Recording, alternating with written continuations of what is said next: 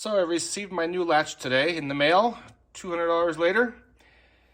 And here I marked on this one, on the gold, with a magic marker where I'm going to grind. Just a little tiny bit right there. So it barely touches. I'm not going to do anything else. Now I did test this latch also by hitting it with a hammer, and it did pop open to the first setting. So this one too is defective. So let's get started. So here we have the finished project. I grinded just a little tiny bit off the top there where I marked before. So now it's barely touching. But it works fine, as it should. I'll take some pictures as close as I can so you can see. But again, I only did the gold part a little tiny bit. Don't do too much, because then you're going to be in trouble like I was and have to buy a new one. Here are some pictures for you.